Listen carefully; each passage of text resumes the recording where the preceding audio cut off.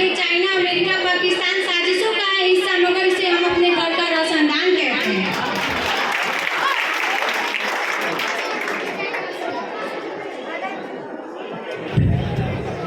आदरणीय प्रधानाचार्य, सम्मानित शिक्षकगण, अतिथिगण और मेरे प्यारे भाई और बहन, आप सभी को स्वतंत्रता दिवस की हार्दिक शुभकामनाएं।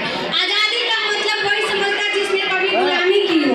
आजादी का मतलब वही समझता जिसने कभी गुलामी की हो। हम सौभाग्यशाली हैं कि हम स्वतंत्र भारत में जन्म लिए हों।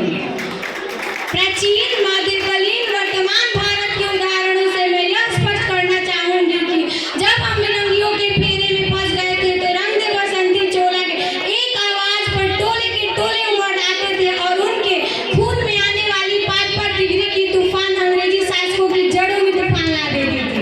लोग मर जाते थे, मिट जाते थे, फांसी चढ़ जाते थे। लोग मर जाते थे, मिट जाते थे, फांसी चढ़ जाते थे, वो भी अपना देशभक्ति ही साबित कर रहे होते थे। उसके बाद 62, 65, 71 ईस्वी के युद्ध में अपने सुहाग गवा देने वाली औरतों की वेदना चीख चीख कर कहती थी कि प्यार भी भरपूर गया, मांग का सिंदूर गया। प्यार भी भरपूर गया, मांग का सिंदूर गया।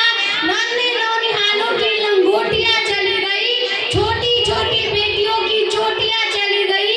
बाप की कमाई गई, भाई की पढ़ाई गई। बाप की कमाई गई, भाई की पढ़ाई गई।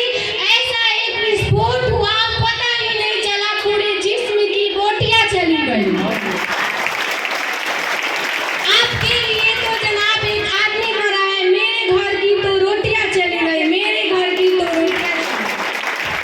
हृदय तो उस दिन फट गया था जब एक बूढ़ी माँ के सामने उसके बेटे के चिथड़ों को लाया गया। बूढ़ी माँ बोली, साहब आप तो भर्ती में 1 इंच भी कम नहीं लेते, मार आधा शरीर कैसे ले लेंगे। इन्हीं मानवाधिकारों के कारण आतंकवादियों की बंगलों की नस्वानियां हंसती और हमारे शहीद जवानों के घर